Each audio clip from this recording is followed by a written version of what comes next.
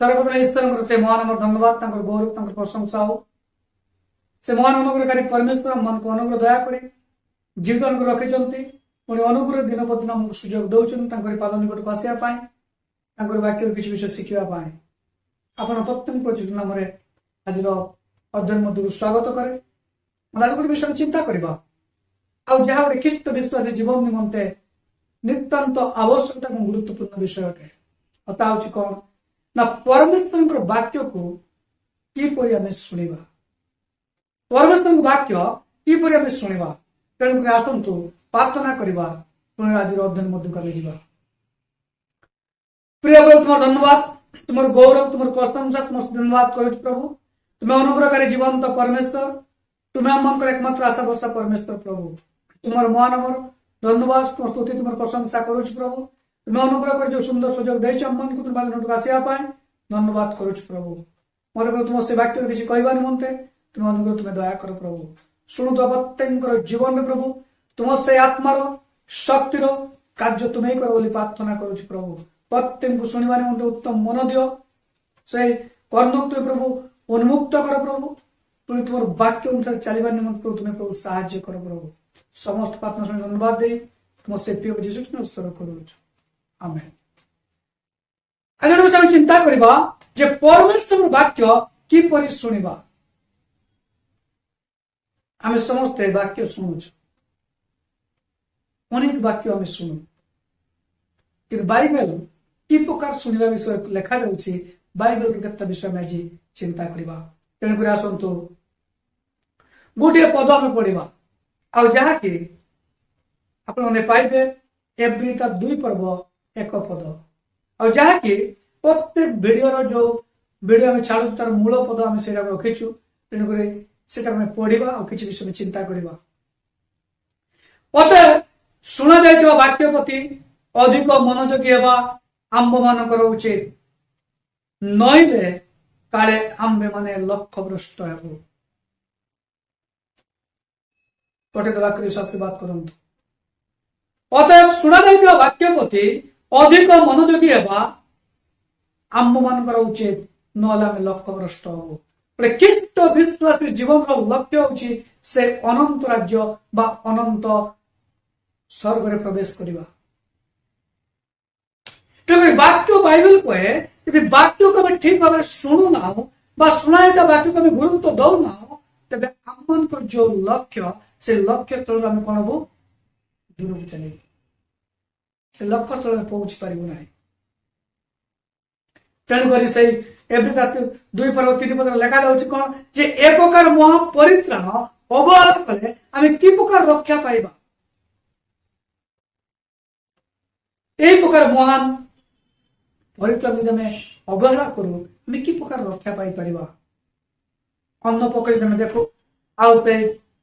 Every पुस्तक तार 4 पद लेखा जाऊँ कौन जे ईश्वर वाक्य जीवंत कार्य साधक पुणी दीदार खड़ग थारू तीक्ष्णतर आउ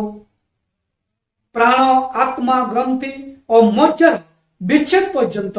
परिवेदक और हृदय चिंता और भावर सूक्ष्म विचारक अटे ईश्वर वाक्य ए प्रकार वाक्य कहूवा लोक पुणी शुणुवा लोक उभयंकर जीवन रे कार्यकारी करे लेखा जाऊँ कौन ईश्वर वाक्य ए प्रकार शक्तियुक्त कौन ना प्राण आत्मा ग्रंथि मजार विच्छेद पर्यंत आउ से परिवेदक पुणी भावर सूक्ष्म विचारक आमर भावना आमर चिंता को कई देखी पारती ना किंतु ईश्वर वाक्य देखे विचार करे पुणी आम जो लक्ष्य पथरे आम आग बढ़िया चाहूँ प्रत्येक विश्वासी गोटे लक्ष्य अनंत राज्य प्रवेश करवा किंतु अनेक समय आम मान व्यक्तिगत जीवन रे ईश्वर वाक्य को गुरुत्व दौना जदि कि यज्ञ गोटे कहानी जन लोक कहते थे सेकेंड टाइम जब आउ जब प्रभु दास आसला से टॉपिक पढ़ले अनेक समय भावु से कहानी आम जानी आवश्यकता ना किंतु ख्रीष्टर प्रिय भाई भौणी मैंने मुझे गोटे कथा कहवाई चाहे आप 5 जन यक्ष कथा शुणु और 5टा विषय प्रभु आपको नुआ विषय देवे जहाँकि आप जीवन कार्य कर आम बाबू आम जाचु किंतु ता भीतर आम मानकर परमेश्वर से शक्तियुक्त जो कथा कह परमेश्वर से नुआ नुआ भाव से कथा कहते विभिन्न प्रभु दास मध्य किंतु आम टॉपिक देखिए अनेक समय भावु आम जाचु तेणुक वाक्य आम कि प्रकार शुणुचु केते वाक्य शुणुचु ता गुरुत्वपूर्ण विषय नुह किंतु वाक्य को आम कि प्रकार शुणुचु ता हूँ गुरुत्वपूर्ण विषय गोटे कहानी मु आरंभ करी 5टा विषय कह वाक्य शुणा विषय अनेक जगह शुणी अनेक लोग शुणी कहानी मुझे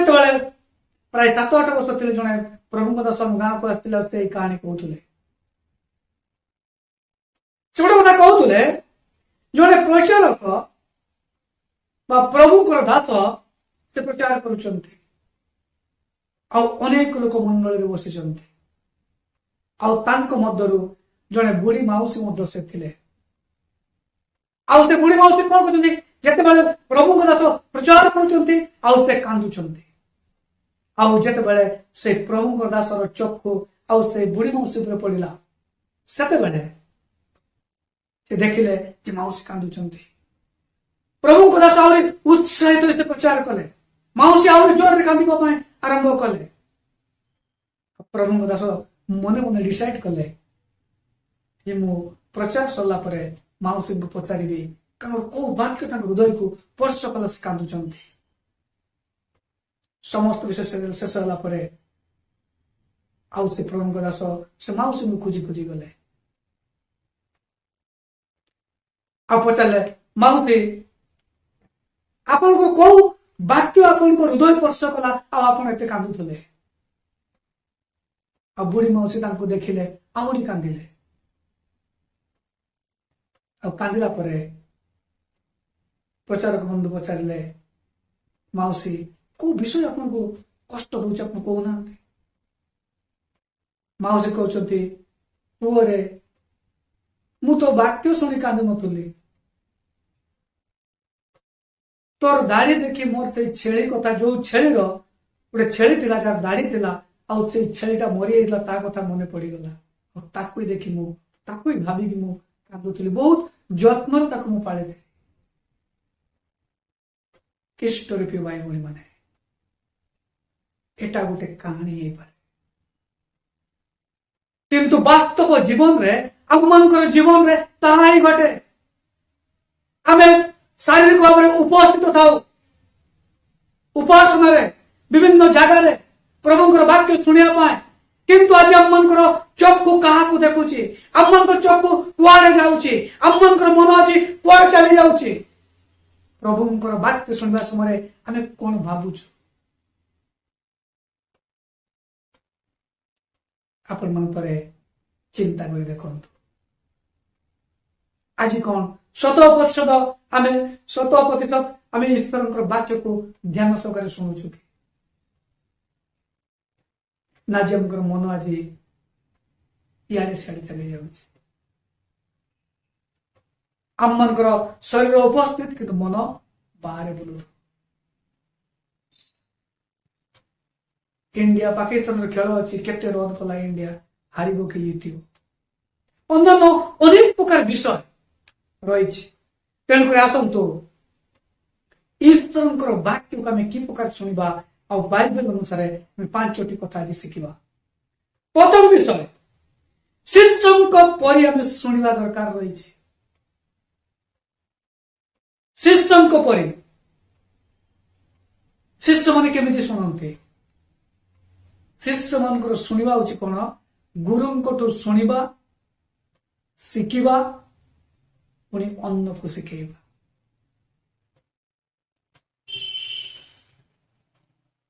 गोटे शिष्यर गुण हूँ कौन जे गुरु शुणा शिखा पुणी अन्न मान को नहीं आम शिखेबा तेणु बाइबल कहे जिसा 50 पूर्व 4 पदरे गोटे विषय लेखा जाउछि मु जेपरि क्लांत लोकमानकु वाक्य द्वारा सुस्थिर करि परिबि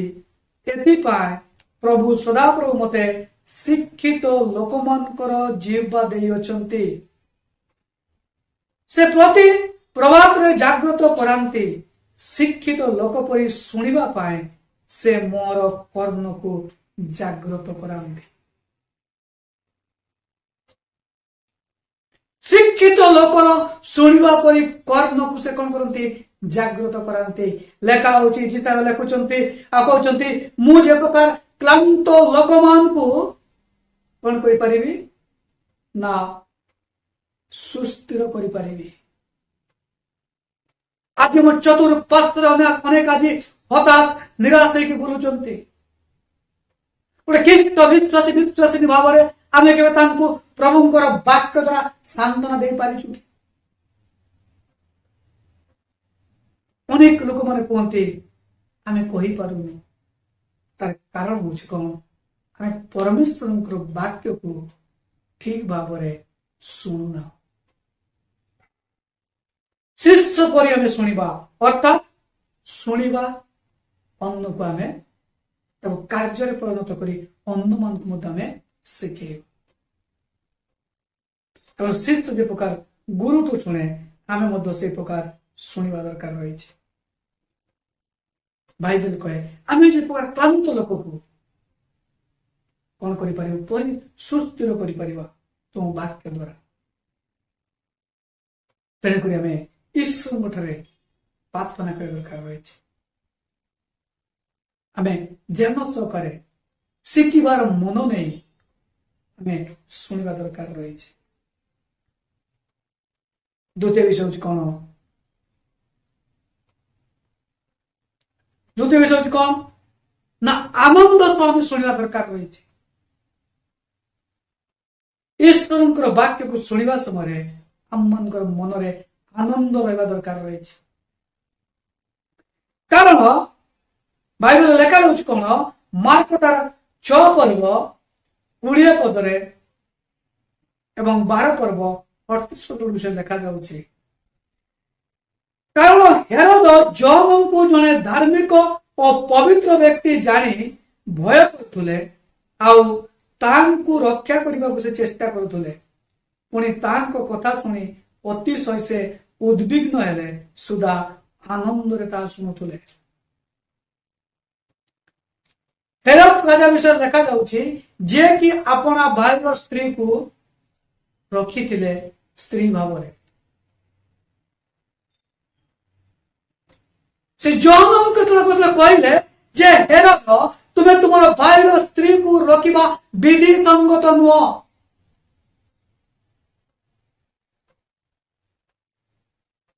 आउ से फिलिप स्त्री से कौन कले ना रागी गले जाकू हेरोद भाईर भाई को फिलिप फिलिप स्त्री को रखिथिले आ से फिलिप स्त्री रागी गले आ जॉन डुबो को संपूर्ण नष्ट करबा पय चेष्टा कले मारिबा पय चेष्टा कले किंतु लेखा जाउछि जे हेरोद राजा कौन कले तांकर वाक्य तांकर कथा सुनि से उद्विग्न होतुले मात्र तथापि से कौन करतले आनंद सहकारे सुनुथुले अनेक समय यदि प्रभुंकर कौन दास आम मान प्रचार करते वाक्य यदि आम जीवन में कष्ट दिए जंत्रा सृष्टि करे सेकेंड टाइम ताको केबे आमे डाकुना काहेकि ना तांकर वाक्य मते कष्ट दउछि किंतु हेरोद राजा गोटे कथा कहले जे तांकर वाक्य मते सय उद्विग्न हेले सुधा से आनंद सहित कौन करछंती ना शुणुचंती परमेश्वर वाक्य को आनंद रे सुनिया दरकार अछि अनेक समय तो चौथरा में आसुछु उपासना को जाउछु प्रार्थना सभा को जाउछु बा घरे कटेक्टर मीटिंग हेले अनेक समय मुह सुखिला अनेक लोक खुशी नाही केमिति आछंती माने शीघ्र पळे जांतु मोटिके टीवीटा खोले टिके सीरियलटा देखिली यही समय गोटे प्रार्थना रखीदे आ जो समय ठीक से सीरियलटा बा गोटे खेलटा आरंभ होबार मन भारी दुख इष्ट रूपी भाई भाई मैंने ईश्वर वाक्य आमको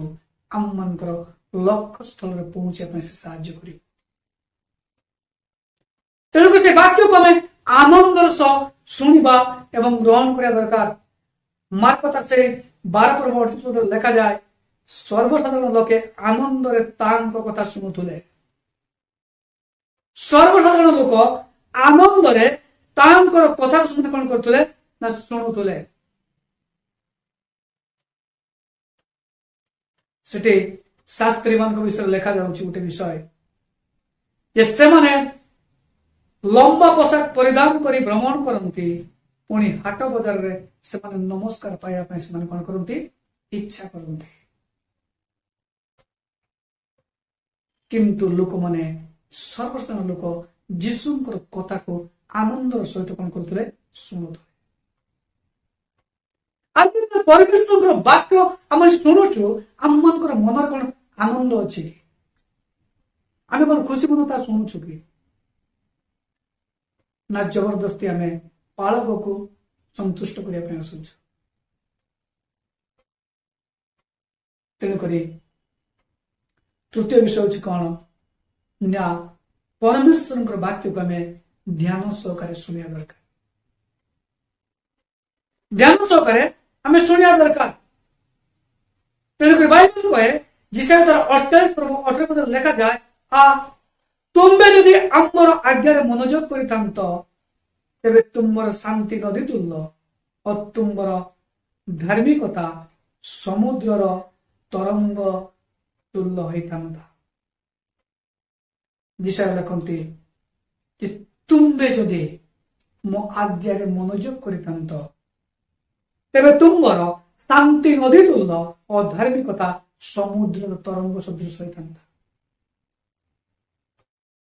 प्रभु को आशीर्वाद करने चाहती किंतु आज अनेक क्रिश्चियन जीवन आज सुखी जाए सुप्त हो जाए। कारण प्रभु कहले अनेक जीवन आज शांति ना। आज अनेक ख्रीष्टन विश्वास कर मात्र माता लेकिन बुलूं निशासक्त होती विभिन्न प्रकार मंद कार्य सब कर शांति ना पारिवारिक भाव में ना मंडलिक भाव में ना सामाजिक भाव में ना अनेक मंडली आज नष्ट हो जाऊँगी शांति ना कहीं ना परमेश्वर वाक्य को मनोयोग सहकारे आज्ञा को मनोयोग सहकारे शुणुना। परमेश्वर वाक्य को मनोयोग सहकारे आम शुणा दरकार।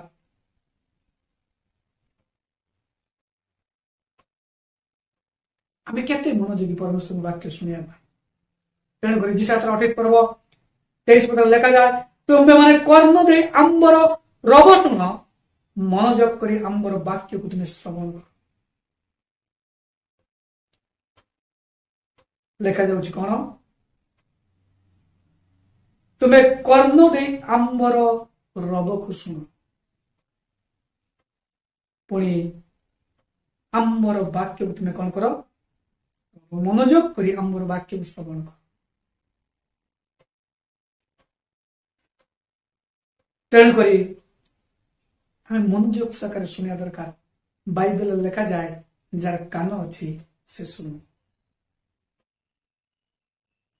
कान अच्छी शुणु। परवर्ती गत दिन मान आपण शुणी गोटे विषय मुझे कहूली जड़े लोक उपासना को गले आ डिसाइड कले जे मु वाक्य शुणिबी ना कान में आंगुठी देख से बसिले पूरा काम बंद कर से बस वाक्य शुणिबी ना से समय गोटे माछी आसी तार नाक बसिले मुहर बसला से मुंड हल जिते माछ उड़ी जाए पुणी आसे आते विरक्त जिते बेले से माछ को हाथ में ओढ़िया गला तार कान खोली गला पालक मत गोटे कथा कहते जार कान अच्छी से शुणु। से भाई चिंता कले मत प्रभु कान देते मुझे शुणिबी से दिन से वाक्य शुणिले जीवन बदले। तेणुक बाइबल कहे तुम्हें कर्ण दे आंबर रब को शुण एवं मनोयोग सहकारे वाक्य तुम्हें कौन कर ना श्रवण कर। पुणी 8 पर्व 13 पद गोटे विषय देखा जाउछि पुणी द्वितीय दिन समग्र लोकंकर पितृवंश शासन प्रधान वर्ग जाजक माने और लेवीय माने व्यवस्थार वाक्य विवेचना करने निमंते अध्यापक एजरा निकट रे एकत्र हेले से माने घंटा घंटा नियम पुस्तक लिखा आउ छिड़ाई कि आउ एजरा महाराज गोटे मंच उपर छिड़ाई से सदाप्रभु परमेश्वर वाक्य पढ़ुंट आउ शह शह हजार हजार लोक मैंने चतुर्पार्श्व घंटा घंटा धरी कौन कर शुणुंट आउ नियमिया बुझाऊँ जे परमेश्वर काम विषय परमेश्वर कि प्रकार मंडित कर परमेश्वर कौन करने चाहते आज चर्च रे उपासना रे घंटे रु अधिक जो उपासना हो जाए हमें व्यस्त हो जाओ केतले सरीब ख्रीष्ट रूपी भाई बहन मैंने आज ईश्वर वाक्य शुणा पाए आम ध्यान कुआड़े से बुढ़ी माउसी परी से प्रचारक बंधु दाढ़ी को जाऊँ ना जी परमेश्वर वाक्य को शुणी आम से कालोरी को सब देखु जे केमन निमंते रक्त ढाली जे आम निमंते कंटार मुकुट पिंधि जे आम निमंते कंटार मेकजान को मारी दिगला निंदा अपमान ताड़ना लोक मन छेप पकड़े से परमेश्वर से जीशु ख्रीष्ट कुश को आप देखिपार चतुर्थ विषय आम यत्नपूर्वक परमेश्वर वाक्य को शुणा यत्नपूर्वक परमेश्वर वाक्य को शुणा मुआजी लेखा द्वितीय विवरण 28 प्रभाव लेखा जाऊँगी मुआजी सदाप्रभु तुम परमेश्वर जो जो आज्ञा तुमको आदेश करुँच से सब मानवाई यदि तुम्बे रबरे यत्नपूर्वक कर्णपात कर तेरे सदाप्रभु तुम परमेश्वर पृथ्वी समस्त देशीय लोकों अपेक्षा तुमको श्रेष्ठ करेंगे सदाप्रभु परमेश्वर गोटे कथा कहती मशा द्वारा जे आज आम तुम्हें जो आज्ञा में तुमको दौचु तुम्हें यत्नपूर्वक कौन कर शुणव देखा यत्नपूर्वक तुम्हें कर्णपात कर तेबे सदाप्रभु तुम परमेश्वर तुम कौन करेंगे पृथ्वी समस्त लोक को अपेक्षा तुम कौन करेंगे श्रेष्ठ करेंगे तलू जो 28 पढ़ू लेखा जाऊँगी सदाप्रभु तुमको मस्तक करेंगे लांगुड़ करेंगे प्रभु हमको मस्तक करने चाहते समस्त लोक प्रभु हमको श्रेष्ठ करने चाहते परमेश्वर कहते तुम्हें ऋण दब मात्र तुम्हें ऋण नब ना से 28 भल पढ़ू आशीर्वाद और अभिशाप विषय लेखा जाऊँगी परमेश्वर कहते तुम्हें जदि आमर आज्ञा को यत्नपूर्वक तुम्हें शुणव ताको पालन कर तेज तुम्हें कौन हम श्रेष्ठ मस्तक हम तुम्हें ऋण दब मात्र ऋण नब ना केष्ट रूपी भाई भाई मैंने से आम मान को अधिक किसी करने पड़े ना केवल निजर मन को कंट्रोल करवा निजर मन आत्मा शरीर को कंट्रोल कर प्रभु उपस्थित निजक पवित्र भाव रखा पुणी वाक्य को शुणा आम कर्ण को सजाड़ा यत्न सहकारे आम सुना रूपा टंका कौन करूँ यत्न सहकारे रखू कहीं मन विपद समय काम लगे बैंक बैलेंस करुचु LIC करुचु विभिन्न प्रकार हेल्थ इंश्योरेंस गुड़ा करुचु कौन ना यत्नपूर्वक आम टाइमली टाइम में बांधि दौचु कहीं कम समय लगे किंतु जो परमेश्वर वाक्य हमको अनंत स्वर्ग में प्रवेश कर से वाक्य को आम कि प्रकार शुणु जागतिक भाव से विषय करवा मु संपूर्ण भूल बोली कहूना कि केते भूल हो जाए किंतु जो वाक्य हमको अनंत राज्य रे सृष्टिकर्ता परमेश्वर सहित हमको साक्षात कर से वाक्य को आम कि प्रकार शुणु से तो विषय कह शेष करी परमेश्वर वाक्य को आम विश्वास सहकारे शुणा दरकार रोमी पुस्तक 10:17 लिखा जाए जे अतएव विश्वास श्रवण जात हुए और श्रवण ख्रीष्टଙ୍କ वाक्य द्वारा हुए। विश्वास श्रवण जात हुए ଆଉ ଶ୍ରବଣ କୋଉଠୁ ଆସେ ନା ଖ୍ରୀଷ୍ଟଙ୍କ ବାକ୍ୟରୁ। ବାକ୍ୟ ଶୁଣିବା ଦ୍ୱାରା ଆମେ ଯେତେବେଳେ ଶୁଣିବୁ ଆମେ ଶ୍ରବଣରୁ ବିଶ୍ୱାସ ଶ୍ରବଣରୁ ଜାତ ହୁଏ। ପୁଣି ଶ୍ରବଣ କଣ ନା ଖ୍ରୀଷ୍ଟଙ୍କର ବାକ୍ୟରୁ ହୁଏ। ପରମେଶ୍ୱରଙ୍କ ବାକ୍ୟକୁ ତମେ ଶୁଣିବା। ମୋର ଗୋଟେ ସାଙ୍ଗ ଥିଲେ ଆଉ ଥିଲୁ ଆମେ ଆଉ ସେଇ ସମୟରେ ସେ ଏଇ ବାକ୍ୟକୁ ସଦାବେଳେ ସେ ଯୁଆଡେ ଯିବ ଆମ ସହିତ ସେ ରାସ୍ତାରେ ଯିବା ସମୟରେ ସେ ପ୍ରାୟ କମ ସେ କମ 10-15-20 ଲୋକ ସେ ବାକ୍ୟ ସେ କହିଦେଇକି ଯାଇଥିଲେ।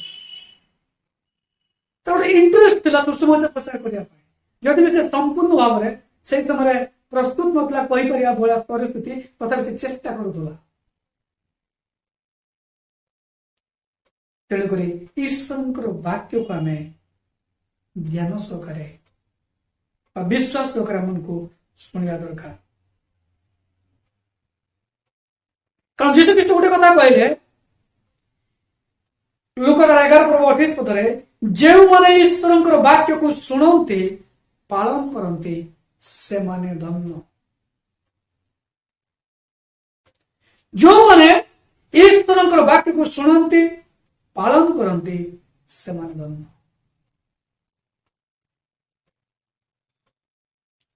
ଆଜି ଆମେ ଈଶ୍ୱରଙ୍କ ବାକ୍ୟକୁ ଶୁଣିକି ପାଳନ କରି ଧନ୍ୟ ହେବା ପାଇଁ ଚାହୁଁଛୁ। ଯେତେବେଳେ ସେ ଧନୀ ଯୁବକ ଦୌଡ଼ିକି ଆସିଲେ ଆଉ ଯୀଶୁଙ୍କୁ କହିଲେ ମୋ ଅନନ୍ତ ଜୀବନ ପାଇବା ପାଇଁ କଣ କରିବି? ପ୍ରଭୁ କହିଲେ ତୁମେ ଆଜ୍ଞା ତ ଜାଣିଛ। ଆଉ ସେ କହିଲେ ମୁଁ ତାକୁ ଯୌବନ ଅବସ୍ଥା ତାକୁ ମୁଁ ପାଳନ କରିପାରୁଛି। ଯୀଶୁ ତାଙ୍କୁ ଚାହିଁଲେ ଖୁସି ହେବେ। ମାତ୍ର କହିଲେ ତୁମ ସମସ୍ତ ବିଷୟ ଛାଡ଼ି ତୁମେ କଣ କର ମୋ ପଛରେ ଆସ ତୁମେ ଅନନ୍ତ ଜୀବନ ପାଇବ। ସେ ଦୁଃଖିତ ହୋଇ ଘରକୁ ଫେରିଗଲେ। କାରଣ ସେ ବାକ୍ୟ ଶୁଣିଛନ୍ତି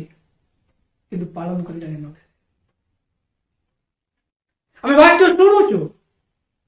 ମାତ୍ର କେତେ ପାଳନ କରୁଛୁ?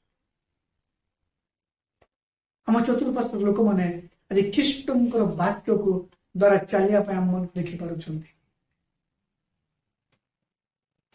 ଗୋଟେ କଥା କହି ବିଶେଷ କରିବି, ଆମେ କେତେ ଲୋକ କେତେ ଉପାସନାକୁ ଯାଉ,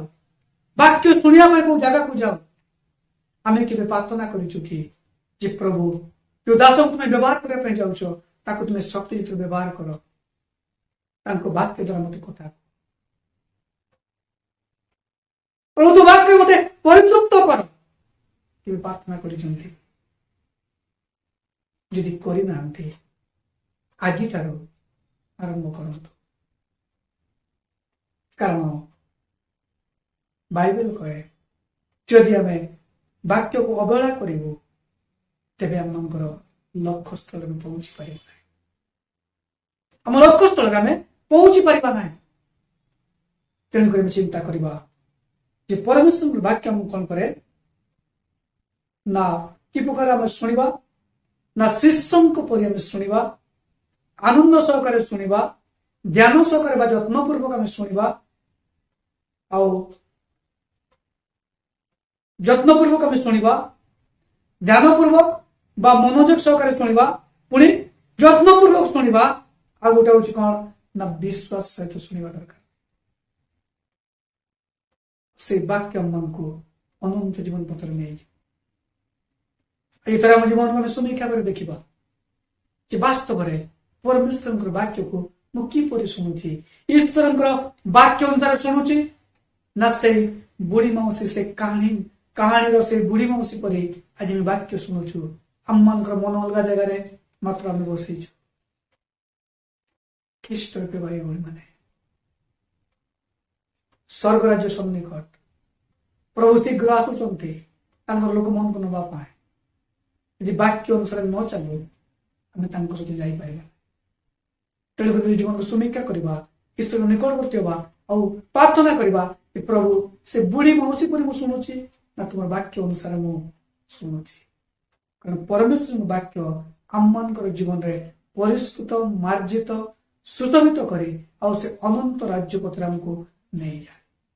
आसतु प्रार्थना करवा पुणी आज उपासना को समाप्त करवा। प्रिय धन्यवाद तुम गौरव तुम प्रशंसा धन्यवाद करुच प्रभु तुम्हें अनुग्रहकारी जीवन तो परमेश्वर तुम्हें दया कल प्रभु उपासना सभापति परमेश्वर तुम्हें लो तुम वाक्य धन्यवाद तुम गौरव करुच प्रभु तुम स्तुति तुम प्रशंसा करुच प्रभु तुम वाक्य जो शुणी समय प्रभु प्रत्येक जीवन प्रभु तुम चाहे आत्मार शक्तिर कार्य तुम्हें कर मत तुम्हें अनुग्रह व्यवहार कल धन्यवाद करुच प्रभु तुम वाक्य अनुसार चलने मन प्रभु तुम्हें साहाय्य कर यदि प्रभु स्थान वाक्य कार्य जीवन प्रभु कौन से समस्त चिंता दुख अशांति विषय रही प्रभु तुम तो जिसु नाम तो दूर कर प्रार्थना करुच प्रभु